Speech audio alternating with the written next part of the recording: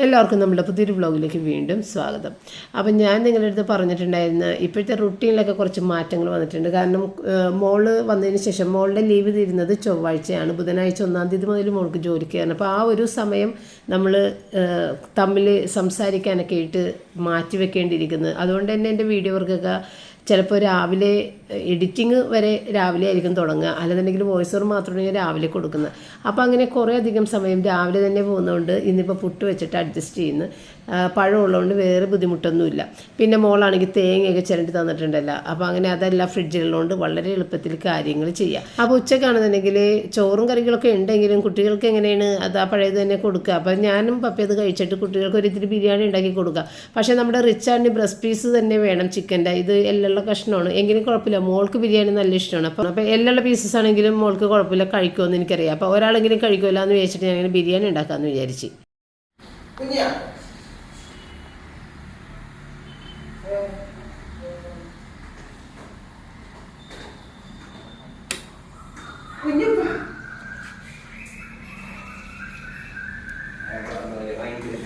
ഒറ്റക്കിറങ്ങി ഒന്ന് പരീക്ഷണാർത്ഥം.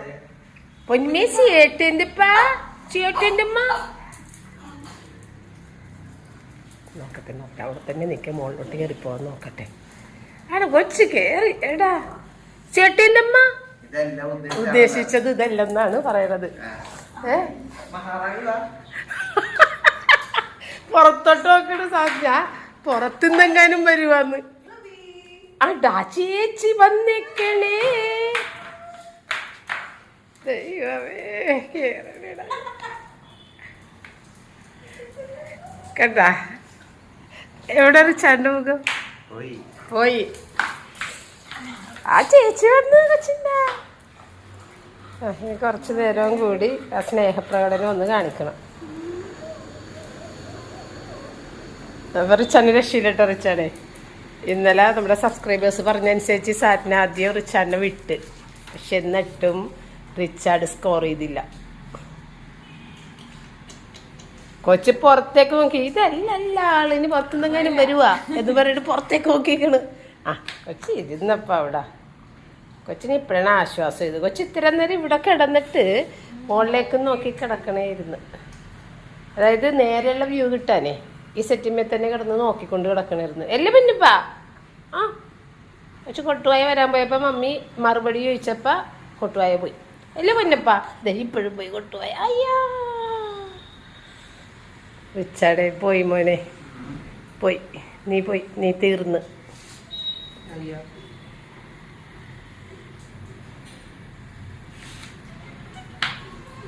പൊന്നമ്മ ചേച്ചി വന്ന മോളിന്ന് കൊച്ചോർത്ത് പോയി. ചേച്ചി പുറത്തു പോയി, ചേട്ടൻ മാത്രമേ മോളിലുള്ളൂ. അങ്ങനെ വിചാരിച്ചല്ലേ കുഞ്ഞ്? അതുകൊണ്ടാണോ കുഞ്ഞ് പുറത്തോട്ട് നോക്കിയത്? ഷോ കൊച്ചു വിഷമിച്ചു. ദൈവമേ ചേച്ചി പോയാ.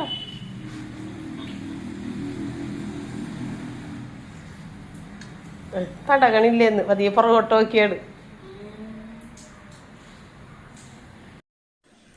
അപ്പോൾ ഇന്ന് രാവിലെ റിച്ചാർഡിനോട് ഇറങ്ങി വരാൻ ഞാൻ പറഞ്ഞിട്ടുണ്ടായിരുന്നു. നമ്മുടെ വ്യൂവേഴ്സൊക്കെ അങ്ങനെ പറയുന്നുണ്ടടാ, നീ നേരത്തെ ആദ്യം നീ വാ, അപ്പോൾ നിൻ്റെ അടുത്ത് സ്നേഹം കളിക്കും. പക്ഷേ അവിടെയും റൂബി നമ്മളെ തോൽപ്പിച്ച് കളഞ്ഞ്. റൂബി ചേട്ടനെ തിരിഞ്ഞു നോക്കിയില്ല. റൂബി നേരെ താഴേക്ക് പോന്ന്.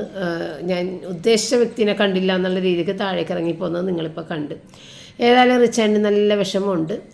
അത്രയും അവളുടെ സ്നേഹം അനുഭവിക്കാൻ വേണ്ടിയിട്ട് പുറത്തൊക്കെ പോയി ഓടി ഇങ്ങനെ വരുന്ന ഒരാൾക്ക് ആ ഒരു സ്നേഹം കിട്ടാതെ കഴിയുമ്പോൾ എന്തായാലും, പ്രത്യേകിച്ച് റിച്ചാർഡ് കുട്ടികളുടെ സ്വഭാവമുള്ള ഒരാളാണ്. അതുകൊണ്ട് തന്നെ അവൻ ഭയങ്കരമായിട്ട് അവന് ഫീൽ ചെയ്യുന്നുണ്ട്. പക്ഷെ എന്ത് ചെയ്യാൻ പറ്റും, നമ്മൾക്ക് മിണ്ടാപ്രാണിയുടെ അടുത്ത് നമുക്ക് എന്തെല്ലാം പറഞ്ഞ് മനസ്സിലാക്കാൻ സാധിക്കും. അതൊരു മനുഷ്യജീവിയാണെന്നുണ്ടെങ്കിലല്ലേ നമുക്ക് കുറേ കാര്യങ്ങൾ പറഞ്ഞു കൊടുത്ത് ചെയ്യിക്കാൻ പറ്റുള്ളൂ. ഇപ്പം അവളുടെ അടുത്തൊരു പണി നടക്കൂല. അപ്പം അങ്ങനെ ഇനി എന്നാണ് അവൾ ആ ഒരു സ്വഭാവം മാറ്റി വരിക, അന്ന് നമ്മൾ പ്രതീക്ഷയോടെ കാത്തിരിക്കും.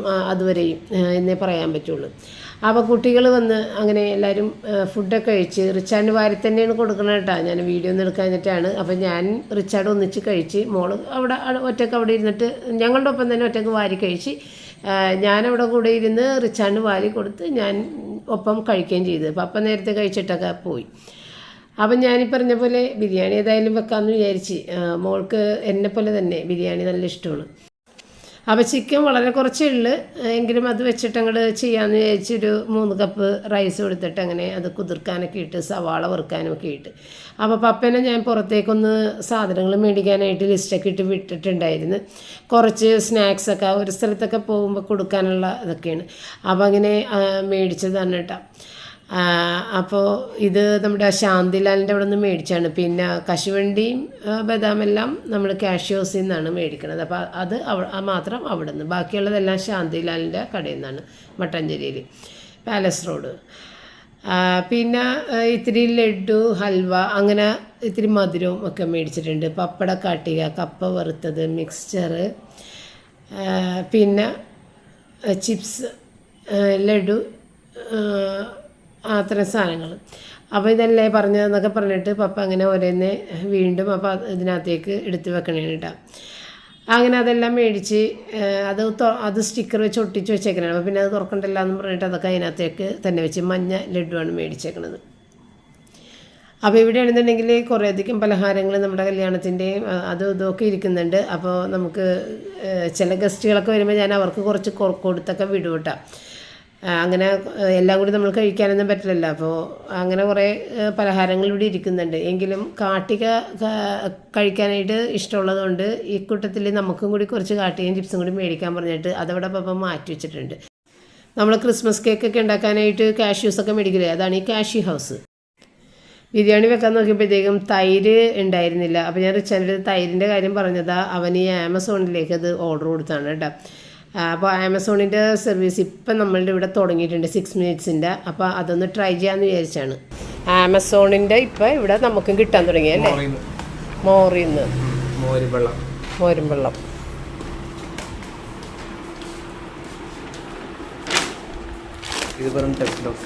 ഇത് എനിക്ക്, ഇത് ഉനക്ക്, ഇത് എനക്ക്. അപ്പം അത് മറ്റേത് കേട്ടണ്ടേ, ഇതൊക്കെ ഇപ്പടിച്ചു കേട്ടില്ല.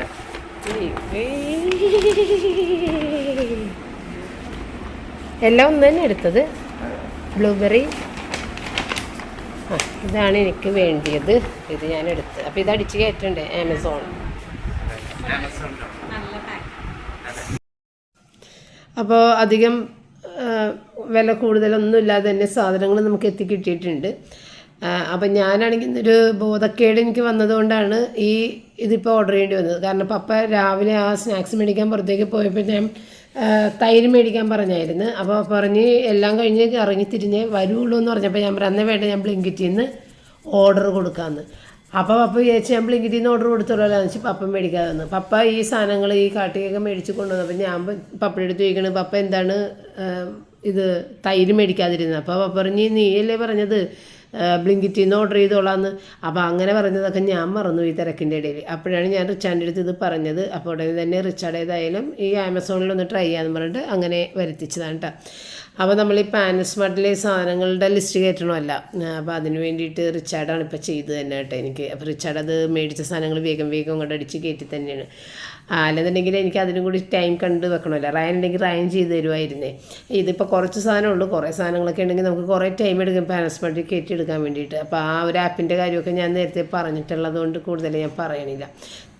അപ്പോൾ ഞാനങ്ങനെ തൈര് കിട്ടിയ സന്തോഷത്തിൽ വേഗം ഈ തൈര് ഇട്ട് ബിരിയാണി പരിപാടി തുടങ്ങാം. അപ്പോൾ ഇത് സവാള മൊരിച്ച് ഇത് വറുത്തത് അവിടെ ഓഫ് ചെയ്തിട്ടേക്കണായിരുന്നു, തൈരില്ലാത്തതുകൊണ്ട് ഇത് മിക്സ് ചെയ്യാൻ പറ്റാതെ.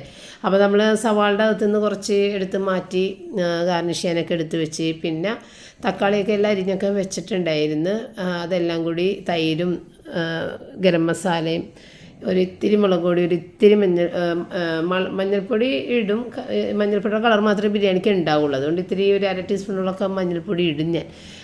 പിന്നെ ഒരിത്തിരി മല്ലിപ്പൊടിയൊക്കെ ചേർത്തിട്ട് നമ്മളിതെല്ലാം കൂടി തൈര്, ഉപ്പും, തക്കാളി, വെളുത്തുള്ളി, ഇഞ്ചി ചതച്ചത്, പച്ചമുളക് ചതച്ചത് എല്ലാം കൂടി ചേർത്ത് അങ്ങോട്ട് പുരട്ടി അവിടെ നമ്മൾ വെക്കണേണ് കേട്ടോ. ഇനി സാവധാനം അതൊന്നിരുന്ന് ആയതിന് ശേഷം നമ്മുടെ ആ സമയത്ത് റൈസൊക്കെ ഒന്ന് വേവിച്ചെടുത്തിട്ട് പിന്നെ ഇത് ചിക്കനൊന്ന് വേവിച്ച് പകുതി വേവാകുമ്പോൾ ദം ചെയ്ത് കഴിഞ്ഞാൽ പണിയൊക്കെ കഴിഞ്ഞ്. അപ്പോൾ വളരെ കുറച്ച് നമുക്ക് പെട്ടെന്ന് തന്നെ വെക്കാൻ പറ്റും കേട്ടോ.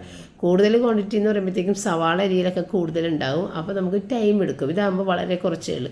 പിന്നെ എനിക്കിപ്പോൾ അങ്ങനെ ബിരിയാണി കഴിക്കാൻ വലിയ ഒരു താല്പര്യമൊന്നുമില്ല. ഞാൻ കുറേ നാൾ മുമ്പ് പറഞ്ഞല്ല, ഇപ്പോൾ ഏറെക്കുറെ മടുത്തിട്ടുണ്ട്. ഇതുവരെ മടുക്കുമെന്ന് തോന്നാത്തൊരു ഫുഡായിരുന്നു ബിരിയാണി, എങ്കിലും ഇപ്പോൾ ഏറെക്കുറെ ഒന്നും മടുത്തിട്ടുണ്ട്. അപ്പോൾ അതുകൊണ്ട് ഇവർക്ക് മാത്രമേ ഞാൻ ഉണ്ടാക്കിയതുള്ളൂ. പിന്നെ സാലഡിൽ നിന്ന് ഞാൻ ഇത് നമ്മുടെ തക്കാളി ഇടുമ്പോൾ സാലഡ് എനിക്ക് ഒട്ടും ഇഷ്ടമില്ല. ഇങ്ങനെ വെള്ളം വല്ലാതെ ഒഴുകി കളറൊക്കെ തക്കാളിയുടെ ഒരു കലർന്നിട്ടുള്ള ഇതായിരിക്കുള്ളൂ.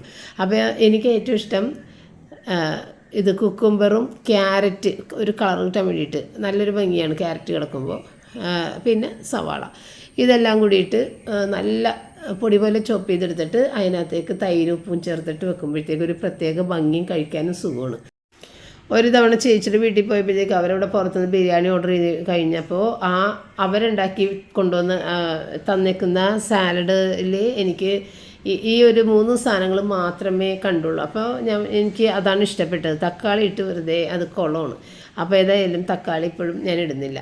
അപ്പോൾ തക്കാളി ആണെന്നുണ്ടെങ്കിൽ ഫ്രിഡ്ജിലിരുന്നിട്ട് പൊട്ടിക്കാത്തൊരു പൊതി അങ്ങനെ തന്നെ ഇങ്ങനെ ആവി ഇങ്ങനെ ഉള്ളിലിങ്ങനെ ആ ഒരു ആവി നിന്ന് അത് ഒട്ടും എയർ കയറാത്ത രീതിയിലായിരുന്നു. അപ്പോൾ തക്കാളി മൊത്തത്തിൽ അതിൻ്റെ തൊലിയൊക്കെ ഒന്ന് ഇങ്ങനെ ഇഴുകിയ പോലെ ഉണ്ടായിരുന്നു.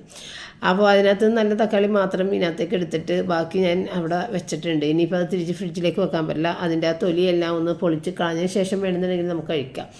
അപ്പോൾ അങ്ങനെ അത്യാവശ്യം വേണ്ട തക്കാളി മാത്രം എടുത്തിട്ട് അത് ബിരിയാണിയിലേക്ക് അരിഞ്ഞ് ഇടുകയാണ് ചെയ്തത്. ഇതിൻ്റെ അകത്ത് ഇട്ടിട്ടില്ല. ഇപ്പോൾ ഇതിനകത്ത് കുക്കുംബറും ഒക്കെ ഞാൻ ഇതുപോലെ ചോപ്പ് ചെയ്തിടുന്നുണ്ട് കേട്ടോ. അപ്പോൾ എല്ലാം കൂടി നല്ലതായിരുന്നു തൈര് ഉപ്പൊക്കെ ചേർത്തിട്ട്. അപ്പോൾ ഞാനില്ലേ കഴിഞ്ഞതിൻ്റെ മുന്നത്തെ സൺഡേ കേട്ടോ കുട്ടികൾ എന്നെ വന്ന് ഇവിടെ നിന്ന് കൊണ്ടുപോയില്ലേ, അന്ന് കോട്ടപ്പള്ളിയിൽ നമ്മൾ കുർബാന കാണാൻ പോയത്. അപ്പോൾ അന്ന് അവിടെ അച്ഛൻ ഒരു സ്പീച്ച് പറഞ്ഞിട്ടുണ്ടായിരുന്നു. അത് എനിക്ക് നിങ്ങളുടെ അടുത്ത് ഇങ്ങനെ ഷെയർ ചെയ്യണമെന്ന് അന്ന് മുതൽ തോന്നിയിട്ടുണ്ടായിരുന്നു. അപ്പോൾ കുട്ടികളിൽ പള്ളിയിൽ നിന്ന് ഇറങ്ങിയപ്പോൾ തന്നെ കുട്ടികളോട് രണ്ടുപേരോടും ഞാൻ ചോദിച്ചായിരുന്നു നിങ്ങൾ സ്പീച്ച് ശ്രദ്ധിച്ചിരുന്ന. അപ്പോൾ അവരത്ര വലിയ ശ്രദ്ധിച്ച് അവർക്ക് പെട്ടെന്ന് മനസ്സിലായിട്ടുണ്ടായിരുന്നില്ല. അപ്പോൾ അതെല്ലാം ഞാൻ അവർക്ക് വിശദീകരിച്ച് കൊടുത്തിട്ടുണ്ടായിരുന്നു. സ്പീച്ചിൽ അച്ഛൻ എന്താ പറഞ്ഞിട്ടുണ്ടായിരുന്നതെന്ന്. അപ്പോൾ അത് നിങ്ങളുടെ അടുത്തും കൂടി ഒന്ന് പറയണമെന്ന് എനിക്ക് തോന്നി. കാരണം അച്ഛൻ പറഞ്ഞത് ഒരു തെറ്റ് നമ്മൾ ചെയ്യുമ്പോൾ അത് 7 തലമുറ അതിൻ്റെ ശാപം അനുഭവിക്കേണ്ടി വരും എന്ന് ബൈബിളിലുണ്ട്. അപ്പോൾ അതിൻ്റെ ആ ഒരു അർത്ഥം എന്ന് പറയുന്നത് ദൈവം നമ്മളെ ശപിക്കുന്നതല്ല, നേരെ മറിച്ച് നമ്മളുടെ തെറ്റുകൾ നമ്മൾ അരുതാത്ത കാര്യങ്ങൾ ചെയ്തിട്ട് അതിൻ്റെ റിഗ്രറ്റ് നമുക്കുണ്ടാകും, അങ്ങനെ വേണ്ടായിരുന്നു എന്നുള്ളത്. അത് ചിലപ്പോൾ നമ്മളുടെ മക്കളുടെ അടുത്ത് നമ്മൾ ഷെയർ ചെയ്യും. ഇങ്ങനെ ഒരു അബദ്ധം നമ്മളുടെ ജീവിതത്തിൽ സംഭവിച്ചിട്ടുണ്ട്, പക്ഷേ ആ ഒരു തെറ്റ് നമ്മൾക്ക് ഏത് സമയത്തും തിരുത്താൻ പറ്റുമെന്നുണ്ടെങ്കിൽ ഒരു സോറി പറയാൻ നമുക്ക് തയ്യാറാണെന്നുണ്ടെങ്കിൽ നമ്മളുടെ ആ ഒരു മനസ്സൊന്ന് ശാന്തമാകും. പക്ഷെ അത് പറയാതെ ചിലപ്പോൾ ആ വൈരാഗ്യം മനസ്സിൽ കൊണ്ട് നടന്നിട്ട് അത് മക്കളുടെ അടുത്തും പറഞ്ഞ് അത് അങ്ങനെ തലമുറകൾ കൈമാറി അത് ആ ഒരു കാര്യങ്ങൾ ഇങ്ങനെ പോകുമ്പോൾ നമ്മളുടെ ഓരോരുത്തരുടെ മനസ്സിലുള്ള ആ ഒരു വിഷമങ്ങൾ പുറത്താരും കണ്ടില്ലെങ്കിലും ആ കുറ്റബോധം നമ്മളെ വേട്ടയാടിക്കൊണ്ടിരിക്കും. അത് തലമുറകൾ കൈമാറി നമ്മളത് ഓരോരുത്തരോടും പറയുമ്പോഴും അവരുടെ മനസ്സിലും ആ ഒരു വിഷമതകൾ ഉണ്ടാകും. ആ ഒരു വിഷമതകളിലും ആ ഒരു കുറ്റബോധത്തിലും നമ്മൾ ബെഡ്റൂമിൽ നമ്മൾ ശാരീരിക ബന്ധത്തിൽ ഏർപ്പെടുമ്പോഴും ആ ഒരു വിഷമമാണ് ആ ഉണ്ടാകാൻ പോകുന്ന കുഞ്ഞിലേക്ക് വരെ ചെല്ലുന്നതെന്ന് പറഞ്ഞത്. അങ്ങനെയാണ് 7 തലമുറ ഇത് അനുഭവിക്കുമെന്ന് പറയുന്നത്. അല്ലാതെ ദൈവം നമ്മളെ ശപിച്ചേക്കുന്നതല്ല, അത് നമ്മൾ തന്നെയാണ് നമ്മൾക്കത് വരുത്തുന്നത്. അപ്പോൾ എന്തെങ്കിലും തെറ്റുകൾ ആരോടെങ്കിലുമൊക്കെ തോന്നി വാക്കുതർക്കങ്ങൾ ഉണ്ടായെങ്കിൽ എത്രയും പെട്ടെന്ന് അതിനെ നമ്മളാൽ കഴിയുന്ന രീതിയിൽ, ചിലപ്പോൾ അതൊന്നും നടപടി ആയില്ല എങ്കിൽ പോലും നമ്മളാൽ കഴിയുന്ന രീതിയിൽ നമ്മളതിന് ക്ഷമ പറഞ്ഞ് ഒന്ന് നമ്മുടെ ഭാഗത്തു നിന്ന് ആ ഒരു മാനസിക പ്രശ്നമൊന്നും മാറ്റേണ്ടിയിരിക്കുന്നു. അപ്പോൾ അങ്ങനെയുള്ള കുറച്ച് കാര്യങ്ങളൊക്കെയാണ് അച്ഛൻ നമുക്ക് പള്ളിയിൽ സൺഡേ മാസിന് ചെല്ലുമ്പോൾ പറഞ്ഞു തരുന്നത്. അതുകൊണ്ടാണ് സൺഡേ മാസം എന്ന് പറയുന്നത് മുടക്കരുതെന്ന് പറയുന്നത്. കാരണം അന്നത്തെ ദിവസം മാത്രമേ ഉള്ളൂ സ്പീച്ച്. ഇട ദിവസങ്ങളിൽ നമ്മുടെ പള്ളിയിൽ സ്പീച്ചില്ല, വെറുതെ മാസം മാത്രമേ ഉണ്ടാവുകയുള്ളൂ. നമ്മൾ കമ്മ്യൂണിയൻ സ്വീകരിച്ചിട്ട് പോരെയാണ് ചെയ്യുന്നത്. അല്ലാതെ നമുക്ക് ഒരു മെൻ്റലി ഒരു സംഭവങ്ങൾ അവിടെ വരുന്നില്ല. അപ്പോൾ നമ്മളുടെ ബ്രെയിൻ വാഷ് ചെയ്ത് ഒരു ആഴ്ചത്തേക്ക് നമ്മൾ ഫ്രഷാക്കി നിർത്താൻ വേണ്ടിയിട്ടാണ് ഈ ആഴ്ചയിൽ ഒരു ദിവസമുള്ള ഈ ഒരു സ്പീച്ച് ഉണ്ടാകുന്നത്. അപ്പം നമ്മൾ തന്നെ നമുക്ക് കുറച്ച് മാറ്റങ്ങളൊക്കെ വരും. അപ്പോൾ അതുകൊണ്ട് അത് മുടക്കാതെ അത് കേൾക്കണം. അതിനുവേണ്ടി എന്തായാലും പള്ളിയിൽ പോകണം. ഇപ്പം ഞങ്ങൾ പള്ളിയിൽ പോയില്ല എന്ന് വിചാരിച്ചിട്ട് ഞങ്ങൾ ആരും വന്നിട്ട് വഴക്ക് പറയൂല. അത് നമ്മൾ കുമ്പസാരിക്കുന്ന സമയത്ത് പള്ളിയിൽ പോയില്ല, പള്ളി മുടക്കിയിട്ടുണ്ട് എന്ന് പറഞ്ഞ് അതിൻ്റെ തെറ്റ് അങ്ങനെ പറഞ്ഞിട്ട് ആ കുമ്പസാരത്തിൽ നമുക്ക് തരുന്ന പ്രായശ്ചിത്ത പ്രാർത്ഥനകളുണ്ട്. ആ പ്രായശ്ചിത്തം നമ്മൾ ആ പ്രാർത്ഥനകൾ അവിടെ ചൊല്ലിയിട്ട് തിരിച്ച് പോരെ ചെയ്യണത്. പക്ഷേ ഇത് നമ്മൾക്ക് ഏറ്റവും നല്ലൊരു കാര്യം ഇതുകൊണ്ടാണ് നമ്മളത് മുടക്കാതെ പോയി കൂടുക എന്നൊക്കെ പറയുന്നത് കേട്ടോ. അപ്പം അങ്ങനെ ഇതുപോലെയുള്ള നല്ല നല്ല കാര്യങ്ങൾ അച്ഛന്മാർ നമുക്ക് എല്ലാ സൺഡേകളിലും അവരുടെ എക്സ്പീരിയൻസ് കാര്യങ്ങളും ഒക്കെ ആയിട്ടും ഷെയർ ചെയ്യാറുണ്ട് കേട്ടോ. അങ്ങനെ ഞാൻ സംസാരിച്ചുകൊണ്ടിരിക്കുന്ന സമയത്ത് ഇതേ ബിരിയാണിയൊക്കെ തുറന്ന് ഒക്കെ സെർവ് ചെയ്യാൻ എടുത്തിട്ടുണ്ട്. അപ്പോൾ ചോറും കറികളും എനിക്കും പപ്പക്കും ഉള്ളതൊക്കെ കൊണ്ടുപോയി വെച്ചിട്ടുണ്ട്. ഈ കുട്ടികളിപ്പോൾ വരുമെന്ന് വിചാരിച്ചിട്ട് കണ്ടില്ല. അപ്പോൾ കുട്ടികൾക്ക് ഇന്നൊന്ന് പുറത്തേക്ക് പോകാനുണ്ട്. അപ്പോൾ ഞാൻ വിചാരിച്ച് അവർ ഉടുപ്പ് മാറി വരുമായിരിക്കാം, എന്നിട്ട് കഴിച്ചിട്ട് അപ്പം തന്നെ പോകുമായിരിക്കാം, അതുകൊണ്ടായിരിക്കുള്ളൂ ലേറ്റ് ആകണമെന്ന് വിചാരിച്ച്. പക്ഷേ അവർ ഉടുപ്പ് മാറാതെ തന്നെ കുളിച്ച് വീട്ടിലിടുന്ന ഉടുപ്പ് കൊടുത്ത് തന്നെ താഴേക്ക് വന്നത്. അപ്പോൾ ഞാൻ ചോദിച്ചു എന്താണ് പോകണില്ലേ? അപ്പോൾ മോക്കടെ വീട്ടിലേക്ക് ഒന്ന് പോകാനുണ്ട്, പിന്നെ അവർക്ക് വേറെ എന്തോ മേടിക്കാനും ഒക്കെ ഉണ്ട്.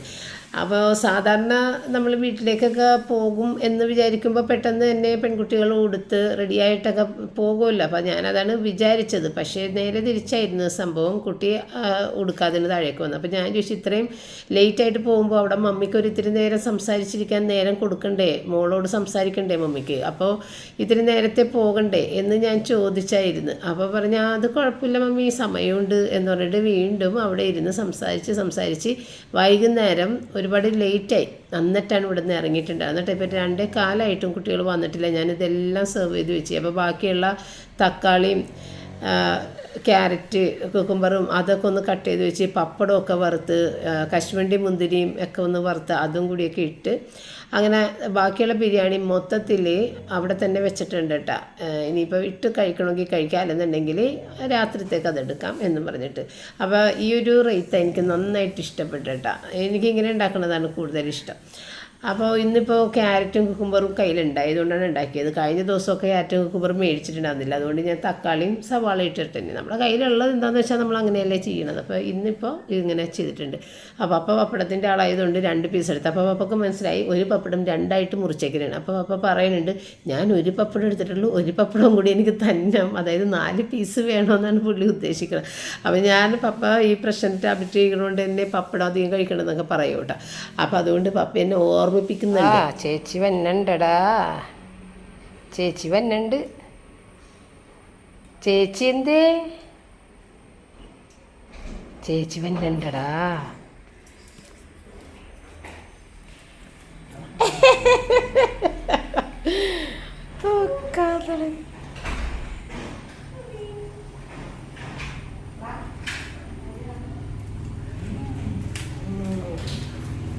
ചേച്ചി എന്തിപ്പാ? ചേച്ചി എന്ത്? നമുക്ക് പണ്ടൊരു സേട്ട ഉണ്ടായിരുന്നു. ആ സേട്ട എന്തിപ്പാ? പണ്ടൊരു സേട്ട ഉണ്ടായിരുന്നില്ലേ വീട്ടില്? ആ സേട്ട എന്തിമ്മ? ആടിയേ നിങ്ങൾ ഉടുത്തില്ലേ? ഞാനോർത്ത്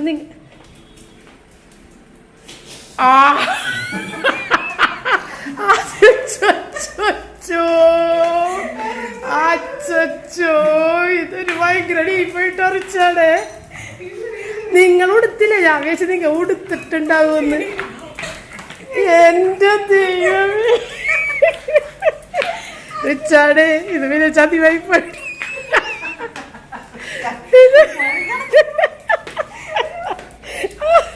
അയ്യോ അതൊരു എക്സ്ചേഞ്ച് ആയിപ്പോയി. ഇത് ശരിയാ, ഇത് നടപടിയല്ല. ഇവിടെ ചേട്ടനാർന്നുണ്ടായിരുന്നത്. ആ ചേട്ടല്ലേ അമ്മ കുഞ്ഞിനെല്ലാം ചെയ്തു എന്നിട്ട് എന്താണ് ചേട്ടൻ അങ്ങനെ കാണിക്കണത്? കുഞ്ഞ് എടാ വേണ്ടടാ, കുഞ്ഞിനെ ചേട്ടല്ലേടാ. പട്ടി ഇതൊക്കെ വിൽക്കാൻ തുടങ്ങി. എന്താ ഗേറ്റ് തുറന്ന് വീട്. അവള് സ്ട്രേഡോയിന്റെ കൂടെ പോട്ടെ. ഞാൻ വിചാരിക്കുന്നത് നിങ്ങൾ ഉടുത്ത് കഴിഞ്ഞിട്ട് വരാൻ നിൽക്കണേണെന്ന്. എത്ര ടൈമായി? തകിടതോ കണ്ടു. ഓക്കെ അപ്പൂപ്പരണ്ട് പൈസ. ആ എന്നാ കഴിക്ക്. ഓ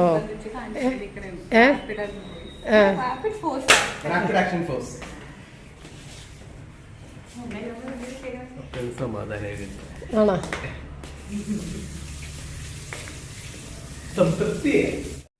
അങ്ങനെ റൂബിയുടെ കയ്യിൽ നിന്ന് ഊക്ക് കിട്ടാൻ വേണ്ടി റിച്ചാർഡിൻ്റെ ജീവിതം ഇനി ബാക്കിയായെന്ന് വേണം പറയാനായിട്ട്. ഇന്നിപ്പോൾ രണ്ടാമത്തെ തവണയാണ് റിച്ചാർഡിനെ റൂബി വല്ലാതെ ഇൻസൾട്ട് ചെയ്തതെന്ന് വേണം പറയാനായിട്ട്. ശരിക്കും എനിക്കും ദേഷ്യം തോന്നി കണ്ടിട്ട്. പിന്നെ നമ്മുടെ മോളോടാണ് അങ്ങനെ കാണിക്കുന്നതെങ്കിൽ അതിലേറെ വിഷമം ഉണ്ടായാനേ. അപ്പോൾ അതാണിപ്പോൾ റിച്ചാനോട് ഞാനെപ്പോഴും പറയണത്. സാറ്റിൻ്റെ അടുത്താണത് കാണിക്കണമെങ്കിൽ നമുക്കും സാറ്റിനൊക്കെ അതൊരു വിഷമമായി മാറും.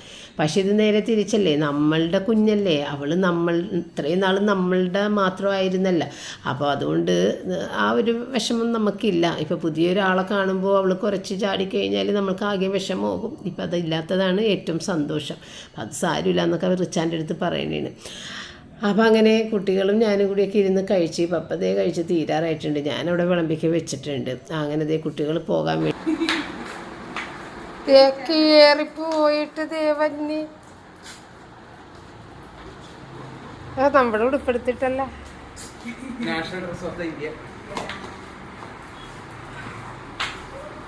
മുടി വാരിയില്ലേ? ശരി,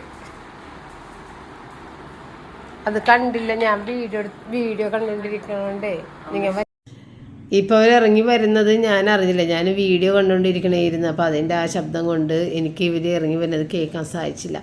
അതുകൊണ്ട് തന്നെ വീഡിയോ എടുത്തില്ലെന്ന് ഞാൻ പറഞ്ഞാണേ. പിന്നെ അങ്ങോട്ട് ഇവർ താഴേക്ക് ഇറങ്ങി എത്തിയപ്പോഴാണ് വീഡിയോ ഞാൻ ഓണാക്കിയത്. ഒന്നുമേ എന്താണ് ചേച്ചിയൊക്കെ പോകണ്ട?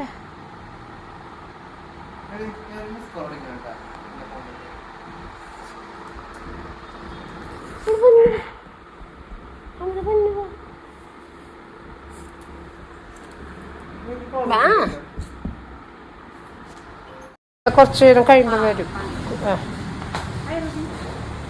ചേച്ചി പോണു. Bye bye bye bye.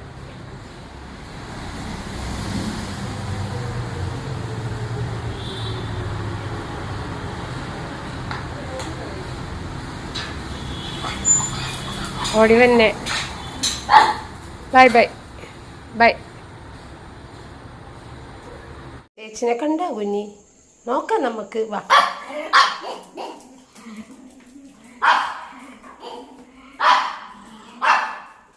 മാറും മാറും മാറും.